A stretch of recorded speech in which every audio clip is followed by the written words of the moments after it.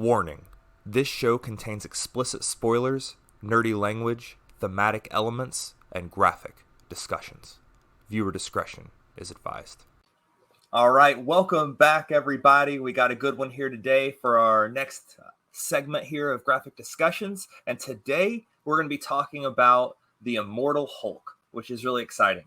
So with me today, I got my guest here, Jordo. He's going to come on and we're going to talk some Immortal Hulk. So before we get into it, so Jordo, what's your origin story? How did you get into, comics, manga, anime? So, yeah. So effectively, starting on day one, not so much day one, but started with the Twitch stream, built that up, started telling stories. With regards to the games I was playing, not so much telling them through my chat, but experiencing these stories with chat. Played a little RimWorld, got, for the uninitiated, story building game. Losing is fun, not doing it a ton of justice, but kind of told stories with my chat, put the chat into the game. We built stories through there. That evolved into JRPGs, which rolled into RPGs, played some of the Tales games, played plenty of Legend of Zelda, stuff like that. Shared these stories with my chat, moved along, and kind of started, like, I like to digest stories a lot.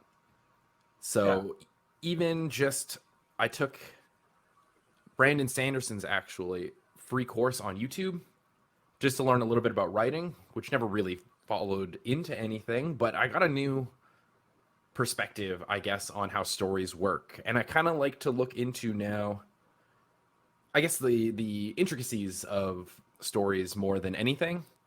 And so I look into some of the tropes, what's kind of common, uncommon, what people are trying to, or what writers are trying to bring to a story.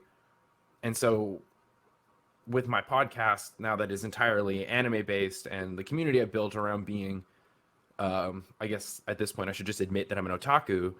So we have like our manga discussions and we have our anime discussions, we have our show, and we kind of just try to bring all of our like media knowledge together. And especially when I saw you were looking for guests, I was like, oh, okay, this is maybe not as far off of my field of expertise than I thought. And I was like, okay, I could read five issues, even though like American comics are not my go-to. Yeah. But I was like, oh, okay, you know what? Like, I like to kind of dip my toes in everything. So I was like, all right, you know what? Like, let's give it a go. Let's see. And then lo and behold, I won't say too much about getting into it just yet because I guess we'll save that. But yeah, it's kind of the quick and dirty of what made me me. Nice. So, you're mostly a manga anime guy. Yep. So is this the first little small run of an American comic you've read, or do you have any background at all? I have a little bit. I had a friend recommend to me. I could roll backwards and check what they are. I can't remember. Oh no, The Last God. There we go. That's what it was. So not necessarily like, I think it was still printed by Dark Horse, but I guess not one of the big names in the industry so much. But definitely still held that like American comic, like grandiose story that I think we get a lot in Western media. Mm-hmm. And it was good. I do recommend it, actually. It's very gritty. It's very, like, if you're not really into like darker stories and gore, I don't recommend it. But if that's your thing, like, I liken it a lot to Berserk, actually, in that. Classic. I won't go too deep because I don't want to spoil things for either of them, but like, it's really good. I enjoy it. I have that's all my knowledge on like American comics, though. Nice. That's exciting. And kind of how you said about, taking a critical look at how you like to take a critical look at media and things like that. That's one of the big reasons why I started this whole discussion, is because, before I just consumed a lot, and, there's a lot out there, and in the anime manga space, there's a lot of comparisons as far as like, oh, manga's destroying comics, and, then you have other people, oh, comics are doing better than ever. And it's a lot of this or that. And so I like to try to bridge the gap, because I think there is there's definitely middle ground, because in the end, it's all stories that we're looking at. They're just different flavors and a little bit different of how they go about it. And I think that's really interesting and cool to to share with people. And it's awesome that people like you are kind enough to come on and talk to me about it. One, so I can talk about this stuff, because my wife's not going to talk to me about Immortal Hulk, I'll tell you that. So, and to get a perspective of someone that, like I myself started only in manga and anime. American comics are something that's a little newer to me. I remember buying a little bit of like Sonic the Hedgehog and whatnot in like the 90s when you got off the spinner rack still. But I really only got into American comics about a little over a year ago is when I kind of started my real journey into it. So, but I was, deep in the anime manga community, still am, still love it, still keep up on a lot of stuff and all that. So, so yeah, you definitely know. Oh yeah. I like to think I have a good perspective on both sides a little bit, and that's growing and obviously and all that. But so before we get into it, so I know you're an anime manga guy. Give me a recommendation. What are you reading right now? Like what's coming out right now that you're really enjoying? So I guess we are into April now, but last month I like to do a lot of mecha stuff. Okay. So I do a whole month with like whatever content I got. I'm like, we're throwing everything at robots. So I guess I'll do a delayed Mecha March recommendation in Kaiju number 8. Yeah. I am only one volume in. I have the second one. I just need to sit down and read it because I'm someone who needs to like do something all at once, or I don't do it at all. Okay. So like maybe a little bit like dramatic, but like if I'm sitting down to read a manga, I want to sit down and read like 7 or 8 chapters. Yeah. Like I'm also reading like Chainsaw Man week to week, but I also let it go for 2 or 3 weeks so I can just I get to see what happens, like bang bang bang bang bang, and then I catch up on discussion and stuff. But yeah, no, that's awesome, man. Kaiju number 8. I'm about where you are. I'm probably about a volume or so in, give or take, and it's great so far. I'm enjoying it. I think it's gonna hang around for a little while. I think it has the oomph in it to sustain a little bit and not get canceled early. So, and then Chainsaw Man. Oh man, Fujimoto just killing it. A lot of the stuff he does. I don't know if you've read his one shots like Goodbye Eri or anything. I've been meaning to, but I haven't gotten to him just yet. It is worth the read. I won't spoil it at all because it's definitely something to take in a little more blind. But Goodbye Eri, I read it at the beginning of this year. It took me a little while to come around to it, and man, I'm glad I did because it's pretty good. He has an interesting way to tell stories, and his art's a little different, and I like it. Chainsaw Man's been pretty good. I'm enjoying it. Yeah, definitely one. Chainsaw Man I recommend a lot, but I mean that one's also gotten the full Crunchyroll treatment as the star of the show coming out in fall. So I try not to be like, oh, go watch this, because a lot of anyone familiar usually has already taken a look at it. So I'm like, okay, Kaiju number 8, a little bit smaller still. Like the manga I think is doing well to my knowledge, but they are also in the midst of releasing art for the anime itself. So I know people aren't very happy about the art in said anime because it looks very cookie cutter shonen-y. A little bit. But I think even if it doesn't look great, the story that they're going to tell, and like if they're true to the source material, I think they'll be okay. Even with kind of like bad, I don't want to say bad because But yeah, I agree with Kaiju number 8 with the anime coming out. The first images were a little, I don't want to call them cookie cutter because, I mean, it does take what I think is pretty much the outfits, at least like the look of the characters, and it does kind of really one to one them over. But I know a lot of people had a weird iffy with that, and I don't know. I think maybe just complaining to complain a little bit, but yeah, such as new things coming out on the internet. Sometimes it's like, okay, yeah, I mean, I understand, I see where people are coming from. And then there's other times where it's like, okay, I don't think anyone was going to have a right answer to this one. Not that I think it's on either end of that kind of scope for this. Like, I think there's a little bit of like reasonable criticism.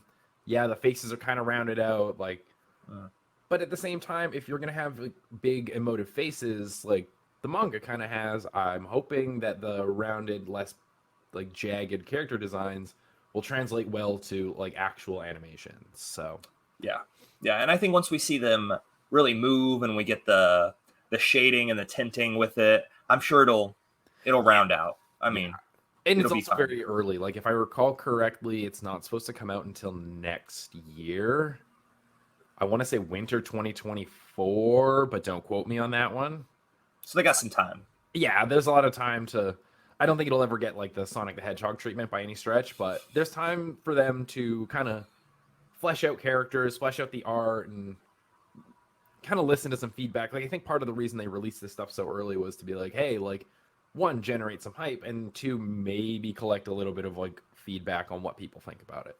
Yeah, it's neat that you bring up Kaiju number 8, just to kind of start tipping us into comics. So every year there's a free comic book day Mm-hmm. at LCS's. I don't know if you're familiar, but Oh yeah. a good old free comic book day. And this last year they actually put out a Kaiju number 8. It was I think it's like the first chapter or two in right on. in big like comic book form, which is pretty neat. Not like the little books kind of thing. Yeah, Right? yeah, Right not the on. Takuban style, but the like comic book style. So I thought that was pretty neat that that was the one they chose to kind of trickle in a little bit. So it's fun to see. So, but Yeah. No, that's rad because like I like the like standard kind of manga format style, but like especially something with the effects that Kaiju number 8 kind of has in terms of like visual style and like action scenes, like having that blown up and having a little bit more room to play within kind of like a frame, to me, I think would be really neat. yeah, no, I agree, and I know that's something that in the comic community we talk about a little bit is if you go to like Barnes and Nobles or whatever your bookstore of choice is, the manga section's real big and beautiful and organized, and everything's 1 through probably 6, 7, Mm-hmm. whatever they have on hand. And then you go to the comic section, and it's all these different sizes and shapes, and it's not visually good. You have to really Yeah. search for it and dig it out. Yeah. So, And like that's my big thing too. Like I'm gonna do a little complaining. Like yeah, that's what I yeah, like please about like the do. mangas. It's like okay, you get like you said, yeah, easy to find what I'm looking for when I go to the manga section. But like I have gone comic hunting a few times just because you get some free time. I'm like, okay, I'll go poke around in some small stores, see if I can find some manga, and I'll go sift through some comics. But a lot of the times, I do feel, and this isn't towards like comics in general. Maybe it's just my experience because who knows? But I feel like odd, kind of sifting through like big boxes of comics Yeah, just because I'm not sure what I'm looking for. So I'm like, do I flip through it like vinyl where I just look at the cover, or do I like pull something out and read it? But then I don't want to be that guy who put something wrong in the wrong place. yeah.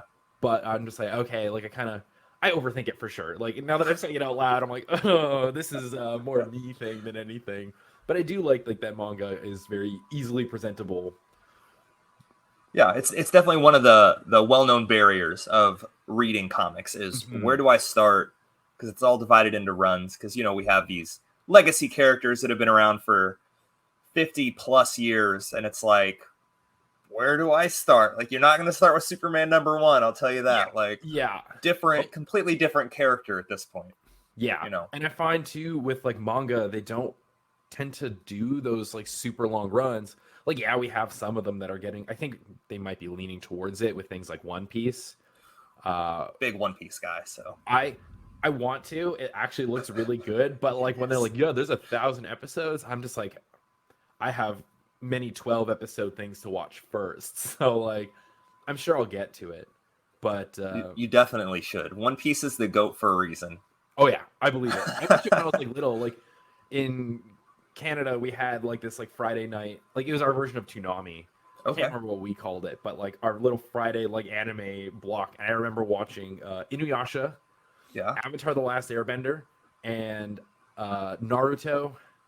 And I think towards the end of my time watching that regularly would have been One Piece, or towards the Nice. beginning. I can't remember.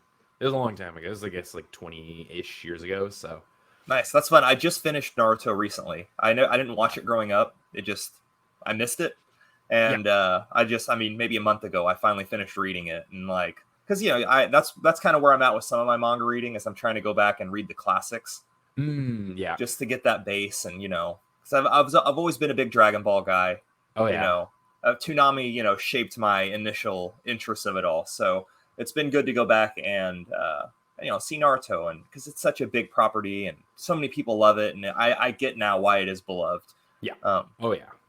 Won't go into all my thoughts on it because I have some spicy takes on Naruto, I think, that aren't like all positive, but we could fill hours of episode on stuff like this. Like, as a very minor aside, I had recently recorded an episode with my co-host about My Hero Academia because they just finished up season 6. Yeah. Needless to say, we weren't super happy. Not to riff it too hard, but just complaining about one season, we filled 40 minutes without even thinking. And our usual time frame is like 40 minutes to an hour max. So I was like, hey, like, let's maybe slow down because we have riffed this show that we've watched 6 seasons of. So we clearly liked something here super hard. But yeah, it's so easy to just fill that time with like these like big series, I guess, and like characters that last like I guess literally like lifetimes. Not so much for manga, but like even in regards to the Hulk, like he was created in I don't actually want to guess a date, but probably well older than like my parents even. Yeah. So about the Hulk, Immortal Hulk is what we're going to talk about today. And this was my first experience reading the Hulk as well.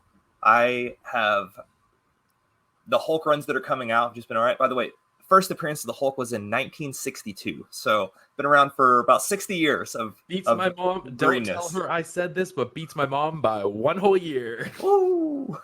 But yeah, like those characters are crazy. Like you're right. Like you're not following from Superman 1. You're like, okay, like you pick.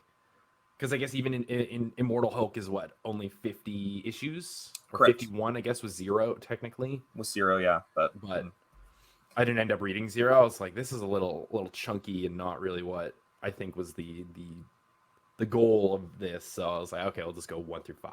But yeah. So, and I'm 10 issues deep into Immortal Hulk. So just so everybody knows where my timeline on it. But so you read the first 5 issues. So what are give me some initial thoughts and impressions on the Immortal Hulk? It's a little bit slower going than I thought. Which I guess like saying it out loud a little bit makes me think that it's not so bad, because I think we're really like, and once I hit issue 5 is where I feel like I'm kind of getting into the meat of things. Yeah, I got kind of an understanding because I read part of issue 0. I think I read about a third of it before I was like, I don't think this is like, because it's like 3 times as long as like a normal issue, if I recall correctly. Right. But wait, am I allowed to say spoilers? Is that a thing? Yeah. No, spoilers are good for this, especially. Okay. Yeah, you're good. Yeah. Spoil away. I had an idea after reading 0 that his father was going to be kind of this recurring theme. Right. But I'm so, especially with Marvel, I'm so used to the or I guess like the MCU, not so much Marvel, but like the MCU is like most of my familiarity with Marvel. So I'm used to Bruce Banner kind of being, if I remember right, in control and not so much a separate entity like we're kind of seeing. Yeah. Which I was like, oh, this is like, it feels origin story for not so much Bruce Banner, but for the Hulk. Yeah. And it just creates this, not creates, but it gives me an idea of like the realness of the entity that is the Hulk. It's not just, oh, that's Bruce Banner's power, that's all it is. Which it's another person in there with him. Exactly. And that's what like kind of hooked me a little bit, because normally American superheroes just aren't my cup of tea. And when you suggested the Hulk, I was like, oh, actually, like, you know what, like the Hulk, Spider-Man, kind of the I don't want to say not A tier, because I feel like the Hulk and Spider-Man are definitely A tier, just not like the number one, like in comparison of like Superman and Batman and like Iron Man, Captain America. Like I don't care for like the top heroes. I kind of like seeing, I think, some of the characters you see more often, but with less frequency, I guess. Yeah. So I was like, oh, right on. Like I get to read some of the Hulk, like Hulk smash, great. I love that. But yeah. They kind of threw me for a loop, and they're like, wait, Hulk doesn't smash, Hulk has feelings. I'm like, okay, all right, sure, all right. Like we have, especially in that kind of towards the end of issue 5, where he's finally realized, I don't know, or he's fighting Sasquatch, and he realized that Sasquatch has been taken over by his father, which, like, all in all is a lot to process for 5 issues, which is awesome though, because it's like, yo, here's what we're giving you, like, have fun with it. Yeah. And so it's like, oh, okay, like, you see Hulk kind of stop and cower, and this kind of gave me like such a new perspective of what to expect from this comic. Especially, like I said, my basis is just Hulk smash. Like, you have like Bruce Banner is in control, he can do what he needs to with the Hulk, and now it's just actually there's more to it than Bruce, there's more to it than the Hulk, but still focusing on like the Hulk in a personal way while still giving you a Hulk comic. Yeah, I'm very much in the same boat. Most of my experience with the Hulk would be like MCU Hulk and just like Hulk smash, like nothing much more. And then we get to this, and it's like, oh, this is a little bit of a darker take. I don't want to call it a little bit more body horror as you get into it with how they start really drawing some of the characters. And I guess from what I've gathered from the comic community is that's kind of the standard for Hulk in a lot of recent runs has been more of this like body horror, not as much just shows up, smashes things. All right, I'll see you guys later. Bruce Banner will solve the problems. So that's kind of nice. That was a refreshing opening, I think, between the first 5 issues. And for any of you out there that don't know, Immortal Hulk, we start out, and I think the first few issues, we just kind of get a lot of inner dialogue. Well, I guess it starts off with a bang. It starts off with a dude coming in and robbing a gas station, and he kills a child, he shoots somebody else, and then he puts a bullet in Bruce Banner's head. And, through the whole thing, they have the little text boxes of like, the daytime's for Bruce Banner, but at night is the Hulk's time. And I thought that was kind of a cool, like, almost like a werewolfy kind of a premise, as far as the nighttime is is what the Hulk controls. And then, Banner's body goes to the morgue, and then the Hulk comes out, and it's like, oh my gosh. And the Hulk tracks down the people that did the shooting, and just breaks all their bones and smashes and does the Hulk stuff. Yeah. So I enjoyed how it opened up, because it kind of helped me bridge that gap between Hulk smash Hulk and kind of what we're getting in this run. Yeah, and it definitely they did a good job of that. I really like the way they did it, because initially they did start with Hulk smash to a degree, but then they turned around and they said, you know what, we're gonna do this Hulk smash, but also we're turning it into something more than just like, I guess what I would describe it with in like typical like manga style would be like, oh, it's like a classic shonen. Like, your character goes in, does their, even wrestling is like guilty of this, does their finishing move, gets the pinfall. Whereas like Hulk comes in, shows up, big guy, smashes something, destroys it. But they skip the, I guess, expected and give you that body horror, which like also sold me big time. And really cool. Yeah. I want to say Junji Ito is his name. He does a lot of really good like manga body horror, but I'm scared to get into it, because I'm just like, I've seen some of it, and it's like, it's so good, and I love body horror, but I have to like give myself a break, because even Made in Abyss, I don't want to say a lot about Made in Abyss because it's really messed up, but it's like the one show I'm willing to watch once. I will never rewatch Made in Abyss, because the body horror in it is like graphic and a lot. I don't think Hulk is the same way. Like, I don't think it's so over the top, but it's enough, because like you said, he broke like every single one of the guy's bones, and they tell you that. They show you this dude. They're like, he might not make it. Like, and they like, oh, sorry. No, I was gonna say, and another thing that I think is cool through it is when we get to the Hulk smash scene. Like, yeah, that was cool, but man, I was so much more concerned about like the rest of what's happening, because they mentioned like, oh, Bruce Banner is presumed dead, and it's like, what? So like, he's died a second time now, and it kind of starts laying that groundwork of like the immortal Hulk, as we'll come to find out how you can't take him out. And I thought that was really cool. one thing that a lot of American comics do kind of have the common theme of that is a good parallel to manga is a lot of times when we get to the fight, like in this one, it felt more like a formality that we have to fight and we have to wrap this up, versus where manga, we're here for the fights, man. Yeah. You know, like I want to see some cool stuff. But I didn't mind it in this Immortal Hulk comic at all. I thought it was really cool. I was invested already. I mean, issue one, I'm like, all right, I got to know what's going on. Like, what's the green door? What is all this stuff going on around here? Like, yeah, you know, they laid those seeds like real well, and they're like, yeah, like think about it, because we're not giving you anything more, but like here's your little like feed me my crumbs, Marvel. Like I love it. Like yes, give me like drop that little bit of like info, and then I'll piece whatever I want in my head. And if I get it, I'm ecstatic. If I figured it out, I'm like right on. Like this is sick. I figured it out. But also, if I didn't, suddenly my expectations are subverted, and all you had to do was tell me about a green door. Yeah, that's all you had to delay. Just one little nugget down there, and it was neat because then we get a little bit of, as the 2 and 3 maybe blurs together for me a little bit, as we get a little more exposition, we see that a lot of people are trying to track down the Hulk and find out where Bruce Banner is for one reason or another. So that adds that little extra layer of like, so what did Bruce and the Hulk do that we got here?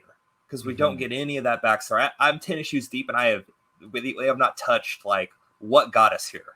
So oh boy, it's pretty good so far. And then Banner goes to some gravesite and is like, hey, this is radioactive, like, calls it in, and then he goes and fights like a ghost, more or less. Yeah, which is neat. Kind of different. Sorry, I wanted to mention that before too. We're talking body horror because it's another just like surreal, like I don't want to say like overtly violent, because to me overtly violent is like overly graphic, way overkill. But the way that they present Immortal Hulk, and when he fights this ghost, he's like, okay, well, like, yeah, you messed up, you're trying to do something good, but now what have you done? You've killed a dozen people already. So now he was afraid of death. So Hulk's like, he's gonna do this like grim noir poetic justice, and he removes all of his limbs and buries him alive. Understandably, he's so radioactive, like you'd have to bury him super far underground for that to be safe by any means. But like I had to go back and reread it because I just told myself like, oh bro, what? Like you just like, he can't die, he turned himself immortal, and now you've just left him to exist in a, I guess he's glowing, so it's not pitch black, but a hole under. I don't know. I think they used like a full panel to show how deep it was, but like I'm assuming like miles under the ground, right? And just leaves him there. Whoa, dude! Like, I like, and they give you everything, right? Like they give you all the reasons why he did this. It's like, yep, he killed his son, and because he didn't say anything about that, he killed a dozen people in town, not intentionally, but like via the radiation from gamma rays. And it's just like, oh my god, Hulk! Like, whoa! And all he wanted, and he had this real nice, successful son, and he just wanted him to succeed and live and keep doing his things, and he took it all away from him and himself and his son. And it's cool because it sets up Hulk almost. I don't want to call him an anti-hero because that might be too strong, but like deeply flawed at the very least. Yes, he's not a Captain America. He's not constrained by these rigid, I have to do things this way. He's like, this is how we're going to handle this problem now. Yep. And I loved it. I think it was really cool. And then we go on in the issues, and we get to the introduction of, what's his name? It's not Werewolf. It's Sasquatch. Oh, Sasquatch. Yeah. We get on to Sasquatch. Was an easy sell for me because it's like, he's in Vancouver, Canada and Marvel. All right, I'm in, sure.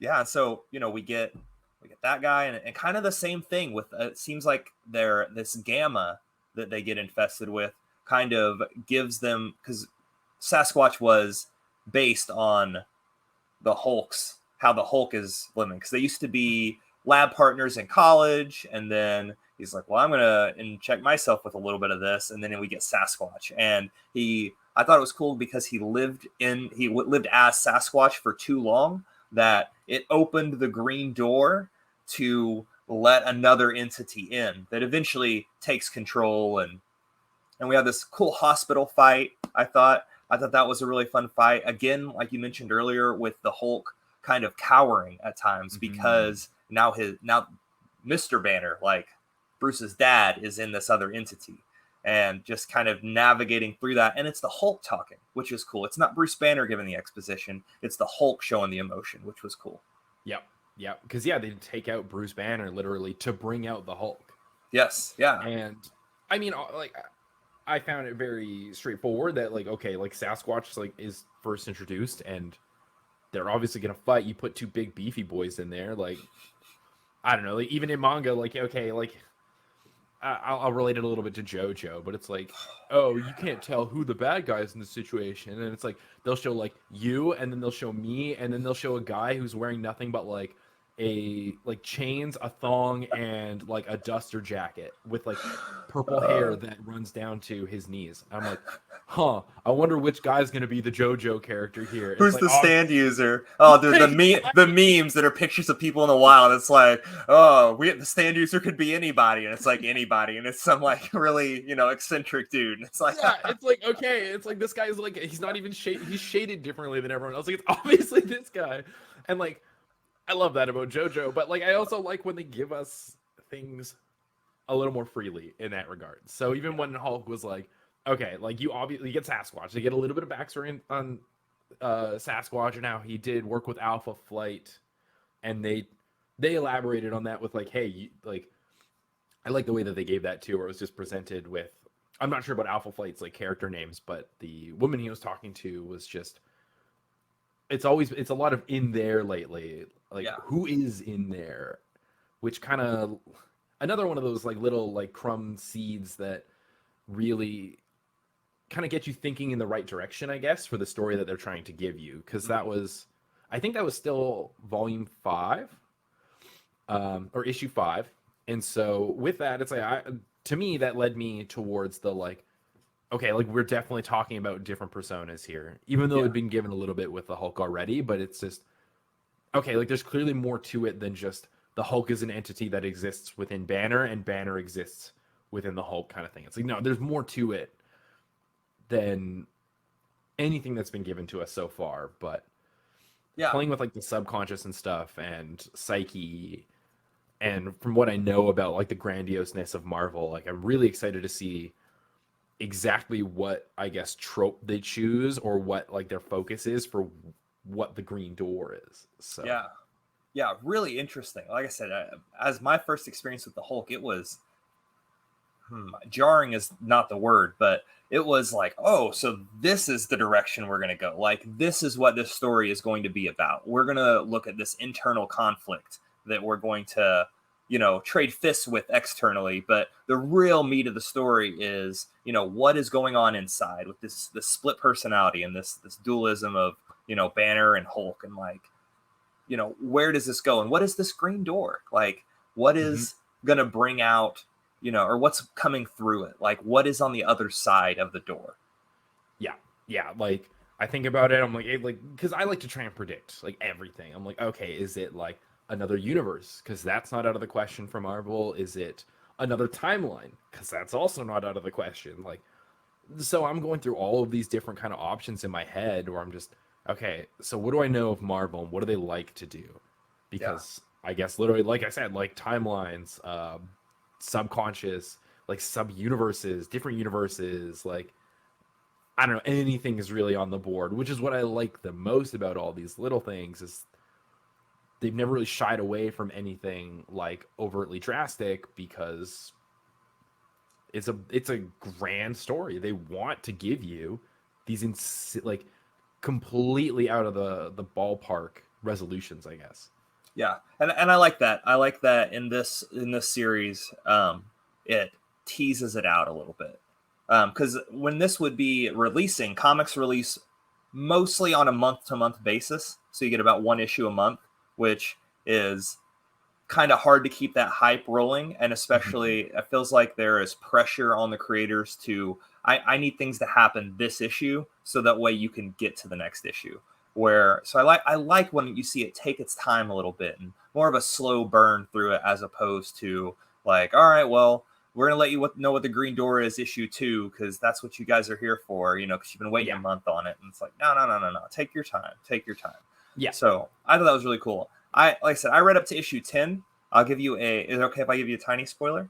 Yeah, go for it. I'm probably gonna read the whole thing going forward, so it's like I'll get to it all the same. And if it's only issue 10, like it won't take me too long. Yeah. So issue 6 and 7, we get an awesome fight with the Avengers. So pretty neat. We get some things that happen in between 6 and 7, and then up to 10. And then 10, we get to see and we step on the other side of the Green Door finally. Oh, okay. And when they get there, Hulk looks back and he's like, "Hey, welcome to hell." So, oh god, oh boy, I love when like they go and do stuff that like it's either like metaphorically hell or like literally hell. Like very minor Chainsaw Man spoiler. They do end up in hell at one point. They do, and it's awesome. It's sick. It's insane. Like just the way that like creators and like creatives will play with whatever like preconceived notions of hell or whatever their like 2 cents is on what hell is incredible to me, because I don't know what this is going to be, or if it's like a metaphoric hell and it's just like this world, but that little bit of world building, especially in a universe that's mostly set in reality in theory, or like a similar to like, or geographically similar to Earth, getting like these new worlds like hell, or even when they do like space travel or like other planets. I love when I get off of Earth with Marvel, especially. So yeah. To play in like this other like realm effectively, definitely gonna like probably read some more this afternoon and see what I want to know what their hell is like now. Yeah. No, I'm gonna end up finishing the series for sure, and yeah, you should too. It's like I said, I'm through 10 issues, man. I'm hooked. I cannot wait to see where this goes. I know I've seen little teasers of kind of where it eventually ends up a little bit, and I'm like, oh, dude, this seems awesome. Like this is something really good. Being immortal as Hulk is, eventually they really explore like over time, like future, where does this go? Yeah. And man, I'm interested. I'm ready to see what it is. I like the body horror is so good in it. And you get a big chunk of that in the issues like 7, 8, 9. You get a lot of good body horror, and like, oh man, I love it. Yeah. I'm in for it. So yeah. So that's kind of the premise of it. So how do you feel about kind of relating it to the media that you're more familiar with, which is going to be the manga side, as far as like how American comics kind of set up their shtick with this, and then got any good parallels, anything that got your mind turning?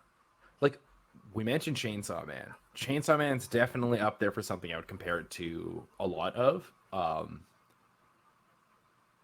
I don't want to say a whole lot because Chainsaw Man is still relatively fresh. Mm-hmm. The manga is like well beyond where the anime is. Like I think there's like 100 and I think I read chapter 122 yesterday for the manga, whereas the anime has done one 12 episode core. Yeah. But the big thing I want to relate it to is that, and I guess you learned this early in Chainsaw Man, is it is 2 technically different personas. Mm-hmm. So the way that like the main character, like Denji, changes into Chainsaw Man works very similar to the Hulk. So I love like seeing all these like little comparisons, because even like I can see a lot between just like the original Chainsaw Man mm-hmm. and the Immortal Hulk, because there's body horror, not so much like focusing on the other persona. It does still focus a lot on like Denji, the Bruce Banner, effectively, Mm-hmm. or the host, I guess. But the host. That's a good way to put it. That's good. Yeah. Okay. Yeah, I was thinking about that. I'm like, oh, I like that. That's good. Yeah. Like, especially like Chainsaw Man wise, it's a very simple transformation. It's like, okay, he's got chainsaws in his arms and a chainsaw and a helmet on. Like, it's nothing crazy. Still wearing his like plain old white shirt and tie, whatever. Whereas like the Hulk's like, now we know is like actually a completely separate entity. Yeah. That's not something that's really been touched on with Chainsaw Man, but the way he gets his abilities is that he makes a deal with the devil. So I'm intrigued at how kind of like, and I know I sound like kind of like the atypical anime guy. It's like, oh, Chainsaw Man. Like, that's fine. I love my Chainsaw Man. I'm going to keep doing it because I know my community is going to give me heat. They're like, oh, you could have done this, this, and this. I'm like, yeah, well, I didn't. But yeah, like just the way that like some of these like overlaps run where like even talking about like tropes and stuff too. Mm-hmm. Some of the stuff I learned with like Brandon Sanderson's courses that I mentioned were that these tropes exist for a reason. And they've existed far before Chainsaw Man, far before the Hulk, far before Stan Lee, far before written word. Like these stories have always been, I guess for lack of a better term, the same. Mm-hmm. In that these are what people want to hear. Yeah. I don't want to say literally damsel in distress per se, but if I use that as kind of my base example, it's just we've got a million damsel in distress stories, and we'll have a million more. Yeah. Because these just are. This is storytelling. Like this is, it's a creative field that's very subjective, in that you can pull anything from anywhere and talk about anyone. Like we're talking about a giant green muscle guy and a Japanese kid with chainsaws coming out of his body. Yeah. But they run these similar tropes, even though they were created possibly without any overlap. Like I don't know which creator knows of which. Obviously, the Hulk was created with no knowledge of Chainsaw Man, but Chainsaw Man may have been the same way. But there are these convergent stories with convergent tropes that have been pulled from all over the place and brought together. Yeah, no, I think that's a really cool point because yeah, like the structure, like story structure, you can take many of college courses and many of online courses on story structure, and so many times people like to, oh well, this is the recipe per se of how to write a good story, and so many people try to subvert it or fight it or do all that. But like you're saying, like these are classics because they've been around forever. Like we've had these tropes since it was all oral tellings of things to keep it passed down before we could write it. And it is really cool to see the parallels between these literal worlds apart works that hey, it still kind of follows the same template and the same base, but they tell very different stories in certain ways. You know what I mean? Yeah. Chainsaw Man's going to be our example today, and like the buildup of the side characters in Chainsaw Man is just like executed perfectly. Where even though this Immortal Hulk is a little bit of the same structure, it's really a solo story as far as Banner goes and Hulk. Like it's really just about kind of, well, I guess they are the two characters in this. They are, pick a side character if you want, but which is something that's I think a little bit more Western with everything is the side characters. There might be one, but rarely is there a group, where Chainsaw Man even has a group and even alternates who is in that group and still finds a way for us to care about them. Even if they're around for 20 chapters and they die, like, oh, then like that's kind of a character death. Like I hate that. And then you have, stories like JoJo's, well, JoJo's isn't a good example. One Piece is a great example as far as the development of side characters and just giving them things to do over time. And that's something that I think Western comics struggles with. The Flash run that is going on right now is actually doing an excellent job handling the side characters. So Action Comics and Superman doing a really good job about balancing that all. All right. But yeah. Yeah, definitely. Like you find a lot of supporting casts, strong supporting casts like Japanese media, I guess, because even going back to My Hero Academia, that supporting cast is huge. Like huge. It's a whole class. It's a class of 20 people. And throughout My Hero Academia, they also talk to and interact with another class of 20 some odd people. And it's a minor My Hero Academia spoiler, but there is like a whole core dedicated to a class battle. I think there's 2 for what they've released so far. So they've had a couple class battles. So you're seeing, and this is the one thing like I wish Western like comics would kind of convulge a little bit more, because one of the big things I like about My Hero is you get to see all these unique characters. Mhm. And even if they're not like overtly fleshed out, one thing My Hero Academia does well, and I would argue that Marvel also does well, is they create some really interesting powers. Yeah. Like, don't get me wrong, Marvel's also like, I don't know if this is like a Marvel's outdone themselves and created the power that was so good it became a trope, or if they were just so classically tropey that it didn't matter. But I guess not so much. I'm thinking more DC in terms of like Superman, but like that's also Right. like he was what, the first The superhero first. effectively, so it's like okay, he's going to become a trope no matter what. But I digress.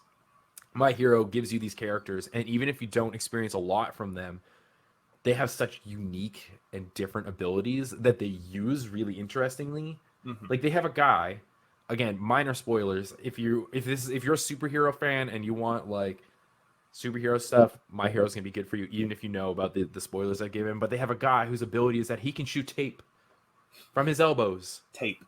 Tape seems silly, seems incredibly silly, but they're really good at applying it. I was saying it when I was recording my Hero episode. They choreograph really well, Mhm. so the fight scenes are really good, and that's kind of what I'm there for.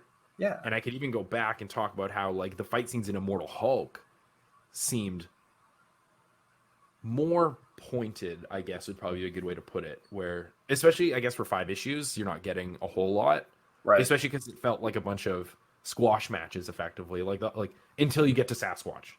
Like Yeah. it's just Hulk is in control of all these situations, and then suddenly he meets a peer, and it changes a little bit. Mhm. But that big difference, I guess, is that yes, a lot of the time in like Japanese media, you're getting these like fantastic fight scenes. Same with like in Western comics, like same deal. Like you're getting great fight scenes, but there's definitely those differences in how they're applied. Yeah. That's a really good way to do it. And I think that especially DC more than Marvel, but especially DC adapting that a little bit would be healthy because DC's whole thing is they're gods amongst humans, where Marvel is more I'm a person that now has superpowers. And that's kind of Mm-hmm. the difference between the two brands. And just finding creative uses for the skill and power set that you've given is so important. That is, I think it's an underlooked thing to find that what other creative ways can we do this without just like Deus Exing them a brand new power kind Yeah. of thing and finding ways to use that appropriately. And I think kind of going back to the Sasquatch fight, they did a really good job of handling that because on paper, it's just like big, bulky dude versus big, bulky dude. All right, throw hands. Let's see where this goes. Yeah. But they put another layer on it. And that's what made the fight impactful. It wasn't the fists that made them impactful. It was more the undertones and what else is happening that made it as good as it was. Because I really enjoyed that fight. That's like first like Hulk boss battle fight I've experienced. That was awesome. That was Yeah. fun. Yeah. Because you're literally getting the Hulk versus the Hulk, but yellow. Furry Not Hulk. literally, but like pretty similar. Like and I know Marvel will do that a lot. Like they're gonna put these uh villain parallels in a lot of the time. Like Yeah. even with Spider-Man, I think Venom, and I guess now Sasquatch to the Hulk. Mm-hmm. But to really subvert your expectations of what the Hulk is was fantastic. I love that a lot because, yeah, like I love seeing big beefy bros beefing it out. I guess Yeah, that's why I watch Dragon Ball. exactly. Like it's like that's why I watch like all the shonen that I do. I love watching like, oh yeah, we just got like super strong character versus super strong character, and they're going straight at each other. I'm a simple man. Yeah, But I simple. It doesn't take a lot. exactly. But I do also like when they're like, "Hey, you expected this? Like you expect like all beef, no brain?" I know they give you Banner. I'm familiar with Banner. Like I figured he'd be the brains in that situation. But they're like, actually, the like character develop or the character trope is like not so much like man versus man, but like man versus self. Yeah. Because to a degree, yes, like he's against his or Banner's father, who clearly traumatized Banner, understandably, tried to kill Yeah. him.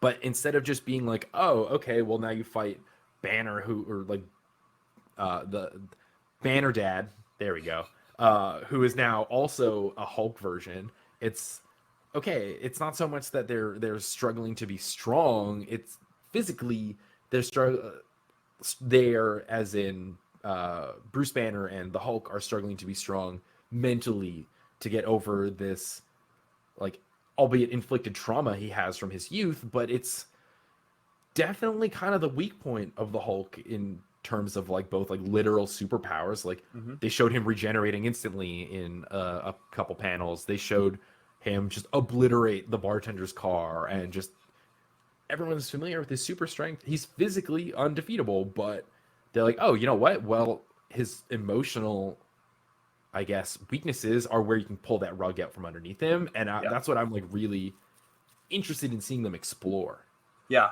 Yeah. No, I thought it was good. And in these fight scenes, something that comics don't do as much. I kind of mentioned it earlier a little bit, but the fights, especially the Sasquatch fight, it had that other layer. So the fight itself didn't feel as much of a formality.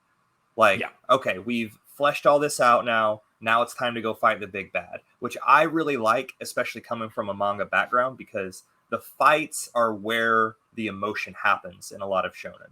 Like, the players are just set, and then through the fighting, we kind of get the resolution of the problem Mm-hmm.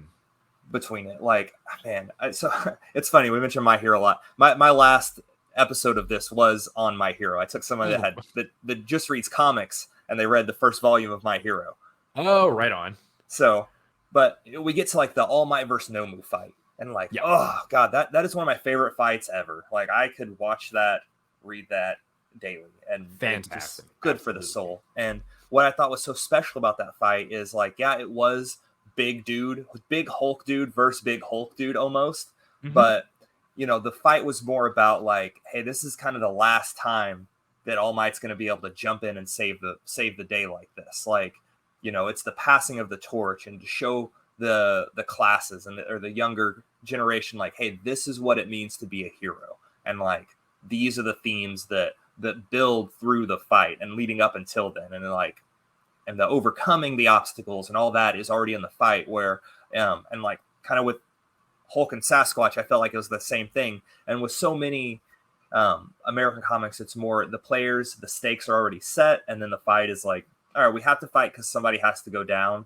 I'm a big Miles Morales guy. There's a new Miles run that's 5 issues in right now that is just excellent. They have done it perfectly.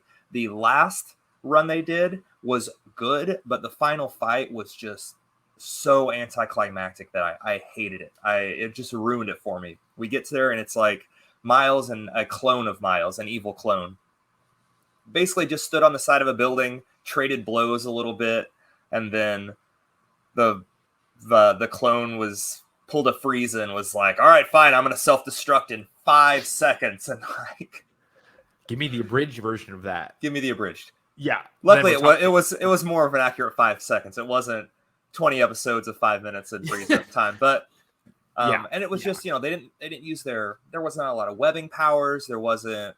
It just felt like they have to fight because we're here, as opposed to like these clashing ideologies that now we get to see come to fruition through the fight. And that Miles fight will always hang me up. That is always going to be my example of a bad final boss. And it was a final boss. Like, it's not even like learn something along the way, fight along the way. It was the culmination of, what happens if Miles goes down a different direction. And it's like, there's so much more they could have done with that, but they didn't. So reading this whole run was really refreshing because it gave me some of that, like, oh, so these fights have meaning other than just trading blows. And like I said, manga as a whole just does that so much better than Western comics do. Fight scenes are, I don't know, there's not a lot of fight scenes I have in my head from comics that I think about, like I hold on to. I've got a few like from manga, or not so much manga, but I guess it'd be the anime itself. But like Tengen Top and Gurren Lagann. This one, I don't know if you're familiar. A little bit. I won't say a whole lot because it's another one I do recommend a lot, but it's one of those stories like that. Kind of thinking back to your question about how these like mediums relate a little bit in grandioseness, it goes from bottom to top. Like, I can't say a whole lot because it's only 26 episodes, This is pretty and short. Quick watch. it's yeah, for like a shonen especially, like they get to the point, they get through it, but they definitely do like this huge ramp up to their final fight. I actually, the big guy in the back, there we go on my camera. That's one of the characters from Gurren Lagann, or one of the mechs. I will say Nice. nothing more than that. But initially, they really made these fights, and for a battle shonen especially, like an issue battle shonens have is that these fights are not always like meaningful, like in Right. Marvel or in like Western comics, kind of where they struggle. But what they did is they basically, the characters told you that these fights are meaningful, and they tell you, they don't outright say like, oh, this fight is important to me, but they'll spend, I don't know, 10-15 minutes an episode being like, this is weighing on me, like it's stressing me out. Like when they get to like the middle arc, I guess, or like the end of the first arc in the first core, so I think episode 12 or 13ish, they have a full episode setting up for their big battle, Yeah. because they are showing the stress that the characters are going through. They're showing the supporting cast like having a hard time and dealing with emotions because it's slowed down a little bit. And so I think the point I'm kind of trying to get to here is that like, while like Western comics do a good job with some of that slow time, I think it's the way that some of these like mediums will use that downtime and slow time, where, and I don't want to say this across the board because it's a very broad statement, but from my experience, like a lot Yeah. of the Yeah. downtime in some of the like shonen is used to, one, build characters. That's Hmm. consistent across both boards, no problem. But I think part of the character building helps a lot with like Japanese media, like anime and manga, is that it doesn't just build characters, but it builds story, Hmm. because it's giving you more of that character's motivation. Yeah. And I think Hulk actually still did a really good job of that, because even when it was slow, they're like very small tidbits of it. But like when Banner was in the hospital talking to the reporter, Hmm. she's like, "Oh, well, you owe me." And he's like, "I owe a lot of people a lot of things." Like from, and like I like the Yeah. joke Get that in he made. line. Yeah, it's like I owe people a lot of things, from like a pair of pants to like, I can't remember what else he said, but he like, From like murdering someone's family or something. Like yeah, big like he had, spectrum. yeah, exactly. So I was like, I mean, he's right. Like, take a step back, man. Like, he's kind of busy here. So I like that. Like the character development, even in Hulk, really gave us more towards the story, because yeah, it's like, okay, like he's going to act selfishly, which is Yeah. fine. Like I like that in a character sometimes, especially a flawed hero. Hmm. So it's like, okay, here's his reason for acting selfishly, because literally, like, you cannot prioritize one person. You've wronged so many. Yeah. Oh, I love to see it too. I like I said, I thoroughly enjoyed reading this Hulk run so far, and it'll be one I got to continue because Yeah. Yeah. yeah, especially 10 in, and it's like, man, that I have, there's so many questions still that I have, and man, you just like I said, that downtime, they used the downtime really well. That Hmm. wasn't just quips or just wasn't stuff we kind of already know. They use the downtime to elaborate on what's going on and really Yeah. stretch it out and use it meaningfully. I'm like, oh, that's what I want. Like I always say, like with One Piece, we could get a whole chapter of the Straw Hats just chilling on the boat talking to each other and like eat that up Yeah. because it's good, and it's just those moments that I think are just so important to include in that, Yeah. include in any story, especially if you're going to go for a longer form storytelling. And manga has an advantage since they drop weekly, bi-weekly sometimes, but ideally it's weekly. So they have that luxury of, we can take an easy week as Yeah. far as like there's not a lot of action, there's not always plot progression, there's a little bit of a lull in it. And I really like that Immortal Hulk also did that formula of, hey, we can slow it down a little bit, like it's going to be okay, we're going to get you there, just strap in because we got Yeah. some good shit for you. Yeah, that's definitely like I understand why like Western comics won't do it because like you said, like it's a monthly Monthly, release. like If in 3 months, because my big complaint with My Hero was like, okay, I watched this for 6 months and this is what I'm getting, but like more on point, if I'm going 3 months, let's say 5 months, I'm reading the Immortal Hulk. So we start pretty good. We're getting backstory.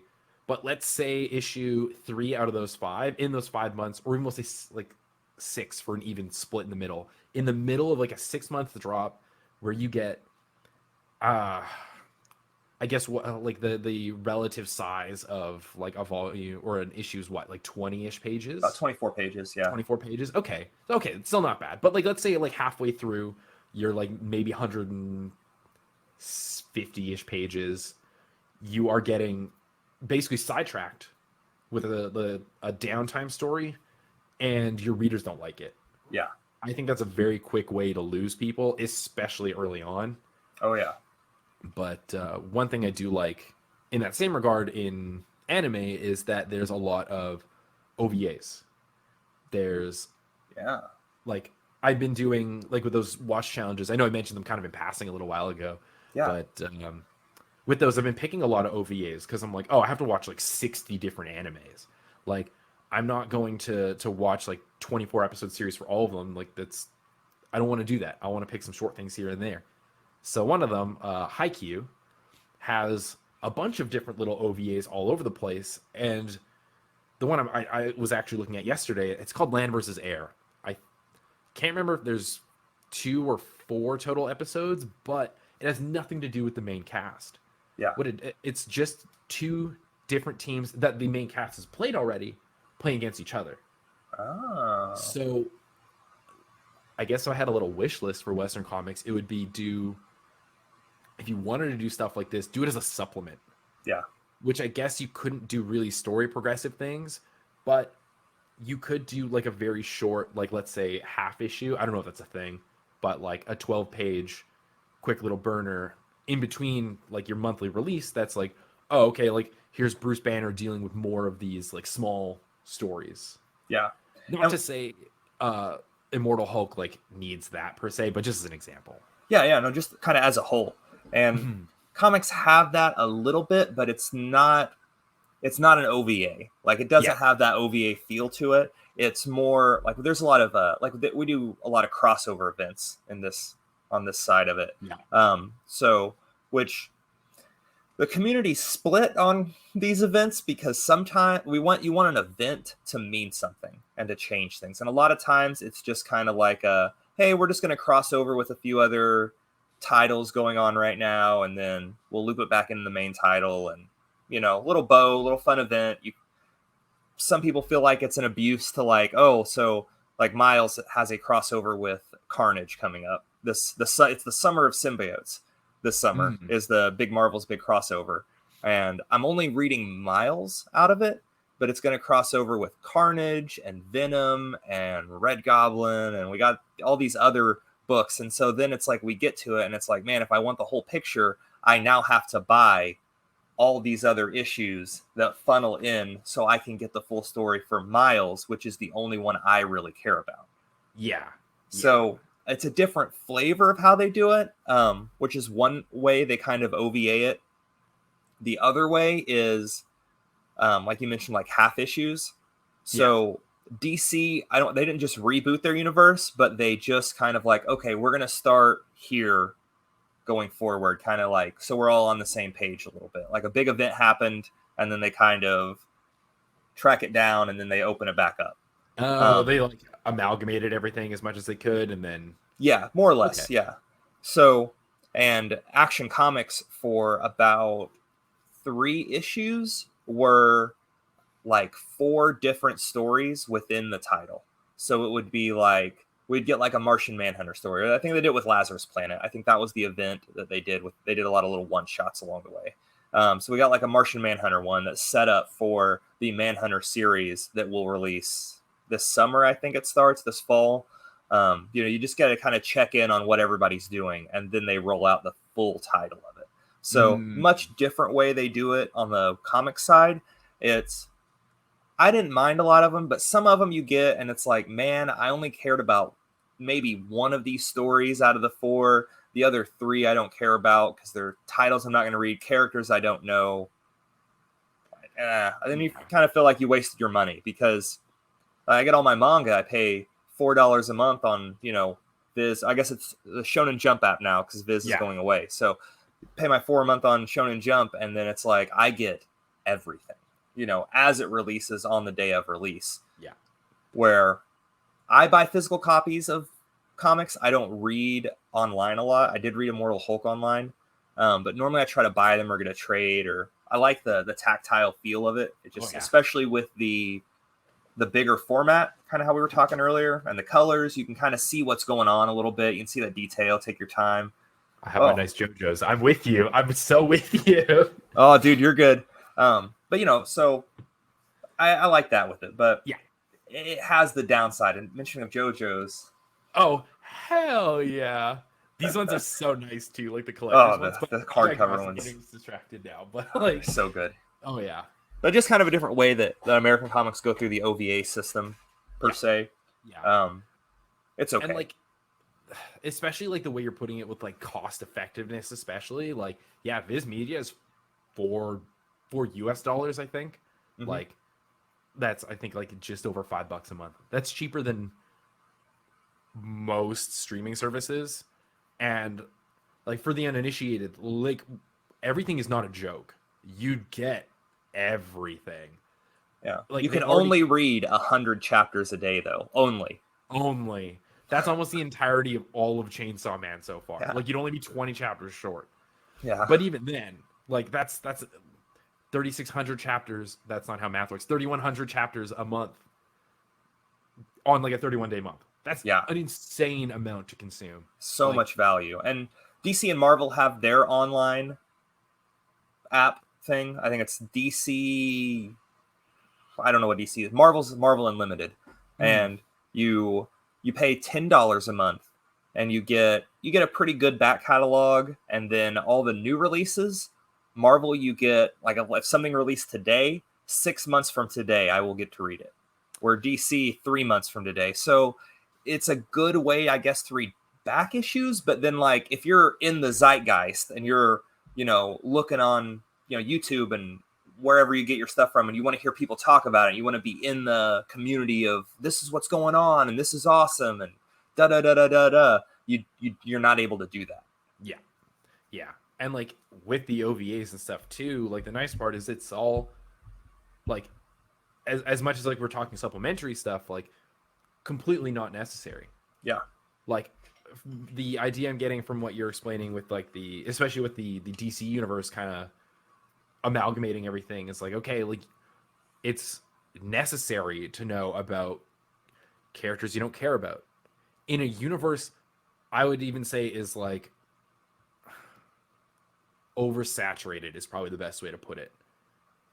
In my experience with like anime and manga, like yes, like My Hero has a bazillion characters and over 6 seasons, but to me that doesn't even come close to the sheer like iterations of, we'll say, like Batman or Superman or like the Justice League, because the Justice League, I don't know the exact number, consists of like what, like a dozen to a half dozen to a dozen different superheroes with full backstories and full different universes. Like, and we were even mentioning like Miles Morales, like that's just Spider-Man theoretically. I love Miles Morales too, but like it's just another iteration of Spider-Man, a very good one, albeit. But okay, like how much do you need to, how much like content and how much do you need to release to keep people like well into the zeitgeist, because that's a big thing for people now, myself included.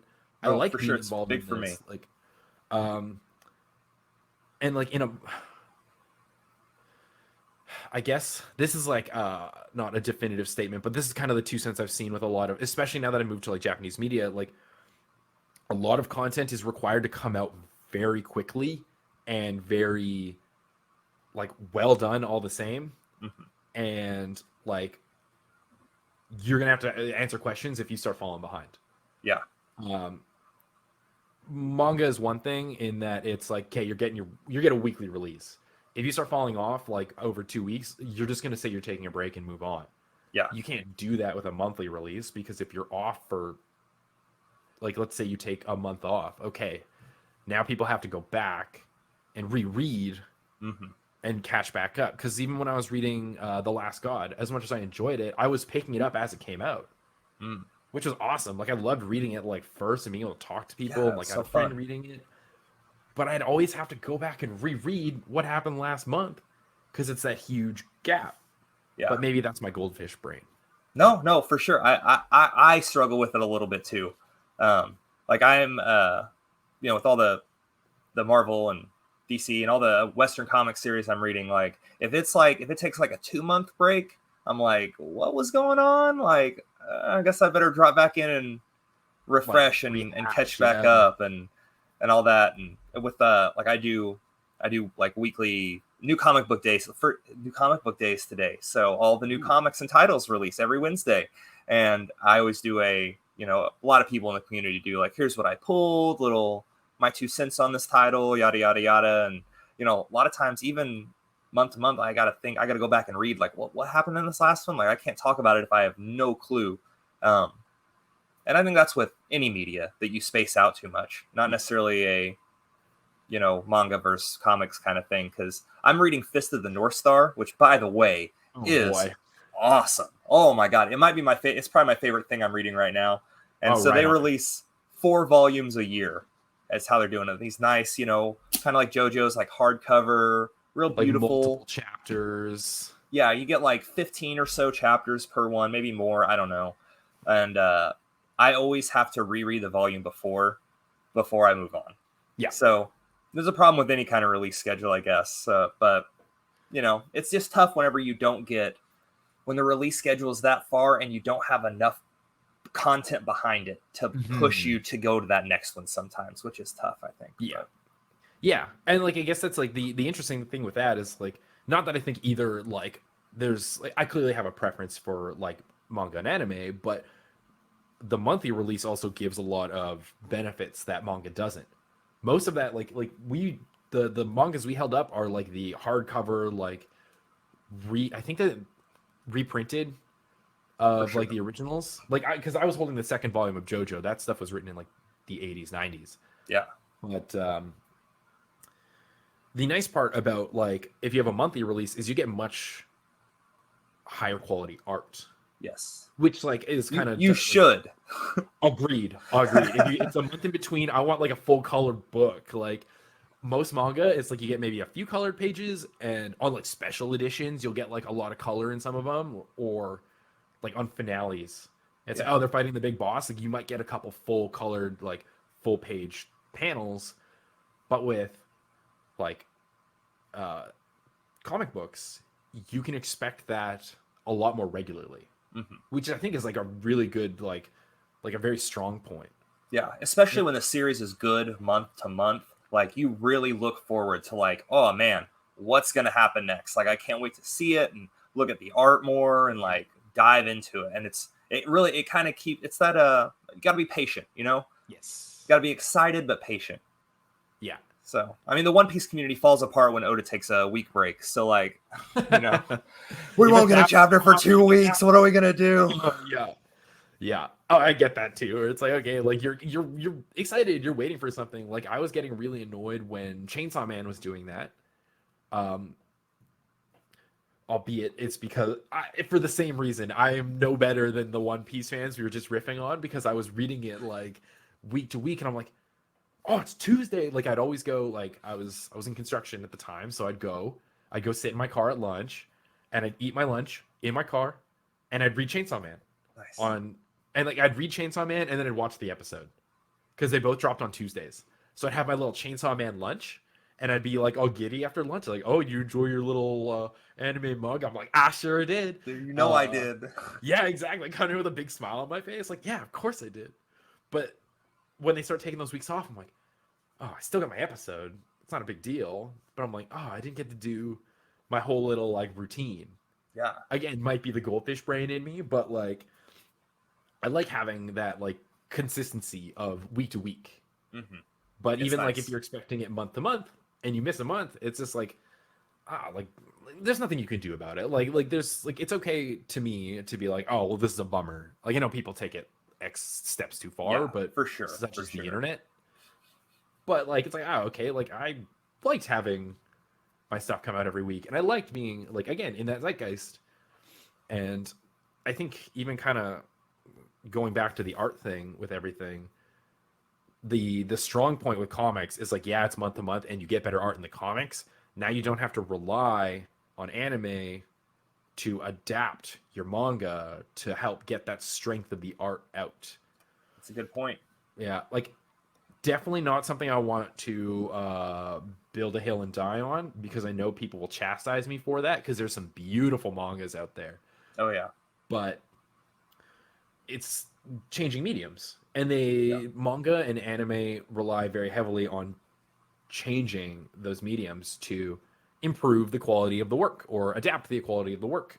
Hmm. So I think that's just another one of those like real interesting overlaps. I could now that I'm thinking about it more, I'm like, I go on about this forever. I'm like, what if comics went to a weekly schedule and they intentionally tried to release more like I guess cartoons theoretically, Yeah, but yeah. that's That's a big point because uh, as someone who loves comics, like I want to get people into comics, and that's part of this, part of this whole thing. I'm like, man, yeah, I can show people some dope comics. Like, how cool is that? Like, spreading the good word. yeah, And I wish that there was like even a seasonal, like, for spring, fall, summer, winter. We got like they chose a comic or two and adapted it. yeah, That would be so cool because I think has so much steam from anime because yes, nobody starts reading manga. Most people watch an anime and then they're like, I need more. yeah, especially in the West where like it's now, especially like considering what like we both got into anime with like I was gonna Toonami say there we slash. go, Toonami. I was like, why am I not remembering? But yeah, like that was our first exposures to Mhm. anime. And it's like, oh, okay, it's much easier, especially like because I'm assuming we're close to the same age. Like it's much easier to get like a kid's attention with flashy lights than a book. Yeah. Like I won't say anything for Japan where manga is likely like as front and center as like literature, Hmm. but like for us in North America, 100% of not 100%, but I would reckon like a good percentage of the manga sales exist because of the anime. Oh, undoubtedly. Yeah. I'm sure. I'm sure. And when it's done right for Western heroes, like we remember it. Like I don't know if you ever watched Justice League Unlimited at all. Mm-mm. Oh, one of the best like cartoon runs of something that they've ever put out. I mean, a lot of people, if you've watched it, you really remember it fondly, and like that's your Justice League. Like you know, that's where you got all these characters from, and you just wish you'd see it a little bit more because the money's out there, especially Marvel with Disney. I'm surprised we don't have more you know, even a 1-to-1 because just like animated manga, it's 1-to-1. Like you read it, this is what happens. Unless you're watching Dragon Ball, then they take a left turn all the time. But for the most part, like you read Attack on Titan, then you watch it, and it's the Yeah. same story, the same thing. Things happen the same way, more or less. And I wish we got that in comics. And I've talked with a few people about this. This gets brought up, and it's like, man, but if you just want a 1-to-1, like a lot of people talk about the movies as opposed to the comics. And it's like, well, if you just want 1-to-1, why don't you read the comic? Because I want to see it. It's different whenever you have these fights and they're trading blows. Like on paper, it's awesome. But man, whenever you get that music behind it and you get to hear the impact of what they're doing, it's so much better. Yeah. It's richer. It just elevates the experience. And so Yeah. I really wish we would see more of that because I think it could push comics back to more their prime, get closer to that prime that they had, and get more people interested in it. Because, Yeah. like you said, undoubtedly, manga's as big in the US and North America because there was anime. Yeah. Yeah. But Like I think a big thing too is going to be it's got to be Western. There has to be a push from like Western studios to produce like adult animation because mm-hmm. especially like I could go on about this forever. Like adult animation in the United States, is so heavily focused on, like, not literally, but literally, like Seth MacFarlane, like Yeah. the Family Guys, the Rick and Mortys. I know it's not Seth MacFarlane. Don't chastise me, people. But like the like quick quip, like goofy, dirty humor adult animation where like anime is adapting everything. Yesterday, I watched a show that's coming out called Skip and Loafer. It is a slice of life romance anime, but they have no problem just churning out 12 episodes of this. That's your run. There you go. I'm assuming it's getting 12 episodes, but it's very light. It's about a girl who is moving from the countryside of Japan into Tokyo. I'm expecting very little to happen plot wise. I'm not expecting anything dramatic to happen, but I'm expecting her to fall in love with the other main character and have like goofy situations and have fun. And I don't think like Western animators want to do that Yeah. because I think that they're still on this kind of old mentality of we need to tell the best story, not just a good story. Like I could, because when you're talking seasonal, like I'm assuming you're familiar, that's the anime release schedule. So for Yeah. everyone who's not, like I don't know if I can break the channel's kayfabe and say we're recording early April, but Ooh. I'm sorry everybody. That's all right. But this is the release air time for spring anime. And so I've got 11 shows I'm looking into right now. I'll probably drop some because that's a lot of anime to watch through the week. But if like the West were to take that, and they have all this source material, there's Yeah, you have so much. There's so much. It's like, okay, you know what? Like this season, we're gonna do. Let's even take like smaller heroes to a degree. Like Deadpool had a good run in the theaters, right? Yeah. You take Deadpool. We'll take Hulk for Immortal Hulk. I'll stay somewhat on task here. And we'll take Superman, and they each get 12 episodes, and it runs for 12 weeks. And in those 12 weeks, next three heroes. Just like I'm assuming that they run like a similar schedule, but I feel like Western animation is so heavily dependent on like longer running series as well. And there's not a lot out. That's like long. That really, like, if you get a 50 issue run in comics, like, ooh, that's pretty good. Like, that's a thick run. I mean, the last Miles run was 32, and it was pretty well received.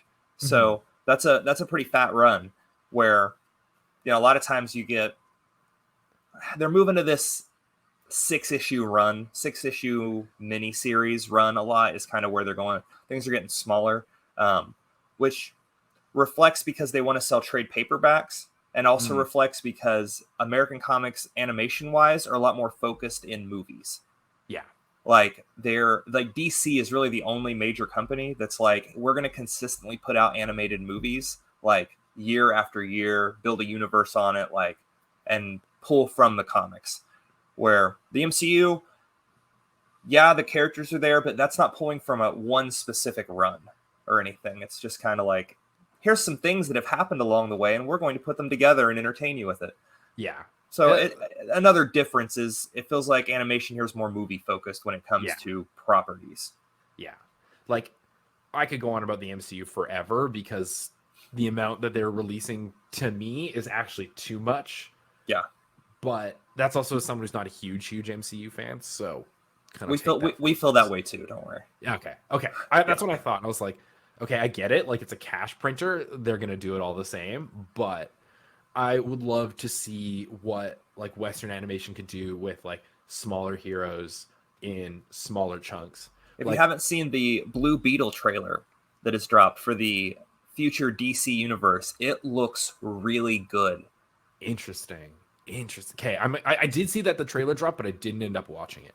It looks really good. Like, I know nothing about Blue Beetle aside from he was in Young Justice, but I know nothing. But like the trailer, like that makes me want to like check this out a little bit. Like, I want to see what's up. Yeah. So yeah, I would love to see like more small time heroes getting more screen time. Like, I guess part of the issue too is like I tried to restart the MCU recently, and like it's Iron Man and Captain America. Like it's the big names, and they're the big names because they were the start of the MCU.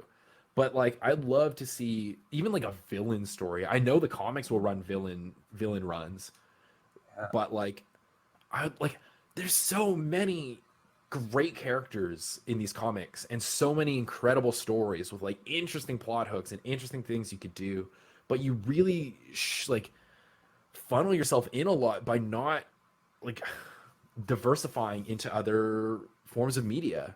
Yeah. Like I'm reading Kaiju number 8. It's not an anime yet, but I picked it up because my friend was like, "Hey, you watched robot anime XYZ. You'll probably like this one." I'm like, "Okay, I'm in." So it's like giving giving the people. There we go. Give the people. Give them what they want. Give them more Absolutely. cartoons. But I don't know. I could even like equate it to like The Last Airbender, where like it was designed as a kid show, and it is still a kid show with adult elements. Hmm. But I would love to see what like American animation could truly do if they were committed to another like Young Justice style series. Yeah. Consistent. Where is our Studio Mappa? Seriously, Just where's with the employees that get paid and treated well, like that caveat. But yeah. Yeah, see, that's actually something we were going to talk about on our show too, because we did a Studio Mappa episode, and we're like, we can't talk about like the kind of like working injustices in like development of anime because it's a whole episode thing. yeah, But there's a lot in there. yeah, But that's yeah, like another where is the huge studio. counterpart to that? Like just copy paste, man. Like it's no one's gonna blame you for ripping anybody off. Like just give the people what we want, and we want awesome animation right now. And like it's available, like you can see it all the time. Like I'm watching like it doesn't even take a lot. It doesn't like to really hook people on like some of these animations. Like I started a show recently called Hell's Paradise, and just the fire animation in it, like they really put a lot of care into what the fire looks like, and they're clearly going to use it throughout the show, Yeah, so it makes sense. But at the same time, it's like, okay, if you give someone something visually appealing enough, they will watch it with like albeit like with a bunch of other caveats of like good characters, a story they know, but like but you slap a big name on it, like the Hulk. People are going to show up and watch the first few episodes. yep, So you have a built-in audience. They're ready to give you their dollars. You just gotta take it. You gotta take it yep. the right way. But But like that's why I don't make the big bucks though. yeah, you sell it to them. You got to give them what they're looking for. Because I'm even thinking of The Last of Us. I played the game, so I know the story, but Okay. I haven't watched the show. My girlfriend is in her exam period at the moment, so there's no sitting down and watching TV. It's study time. So I'm like, I gotta wait, gotta keep waiting. But It'll be worth it. oh, I'm so excited. But you like these mediums are right for the picking, I guess, to adapt. I know it's not adapting from like a comic to an anime or a comic to a like cartoon, but it's a video game story, a incredible video game story, adapted to what I would even consider a better medium than its original medium. Like The Walking Dead. Yeah, exactly. It's like because The Walking Dead started as a comic, right? Yeah. Yeah, and like there it is again. Like you like I'm sure I'm not going to say this with the utmost confidence because I'm not 100% certain, but I'm very confident that The Walking Dead exploded with the show, Yeah, where for the sure. comic was just maintaining. I'm sure still doing well, but now The Walking Dead is what like 8 9 seasons deep. It's this huge market share now, Hmm. and even like Pokemon. I love my Pokemon. Like this is the Japanese side of it. They got Pokemon's the second biggest media franchise in the world. They got everything. Everything. I got my little Garchomp behind me there. I have like I don't collect the cards because I am not that wealthy. can't can't be buying packs of cards all the time. But they got like video games. They have like lifestyle aids. They released a Pokemon toothbrush game. Like Yeah. I know like Disney is good for that. Disney will slap like their properties on everything. Hmm. And I think there's got to be that big step. I would love to see that big step of like pushing American like media franchises into a more effective animated range. Yeah. If that makes sense. Slash rant. There we go. Yeah. I love it. But man, Jordo, that's all the time we got today. But I want to give you a chance here at the end to, I'm going to blow you up here. Oh. And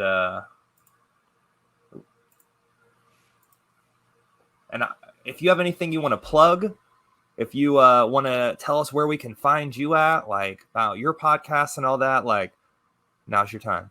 Cool. A couple places you can find me. I'm going to speed run these for the most part. Because and all the links will be in the description below. So appreciate that. There's a lot of places you can find me. I'm a little bit all over. I do a little bit of everything. A little bit of Twitch on twitch.tv/Jordo's Bizarre Adventure. Yes, I'm an annoying JoJo bro before you ask. Also got a podcast available on Spotify. Twitch, or that's not on Twitch. Spotify is going to be Jordo's Bizarre Podcast. That is a bit more refined, and that is my anime. That is co-hosted with a good friend of mine named Uchi, and we love to talk anime. We love to discuss it. So we also have our Discord, which is where everything gets amalgamated. So we run our little forum there. We chit chat. We discuss everything we got. I know there's not a lot of in-depth content to all of that, but if you're interested in kind of the otaku community that we've been building on our side there, Discord's going to be the place to find us. We're super active, and we'd love to have you and discuss what you have to say about anime, because clearly I also have a lot of things to say about anime. I love it. All right, man. Well, it was good. I'm glad you enjoyed Immortal Hulk. I would feel bad if I recommended for somebody to read something and they're like, dude, this was trash. Like, yeah, I was like a little worried too. I'm like, that's not really like my media, but I'm like, yeah, 5 issues. Even if I don't like it, it's fine. You can do it. But yeah, no, it was really good. Awesome, man. Well, it's good talking to you. I'll see you around, and dude, Yeah. Thanks so much for coming on. Yeah, and thanks for having me. This was a lot of fun. I like having this chat. So it's like, if you ever want to run another issue, we'll be in touch.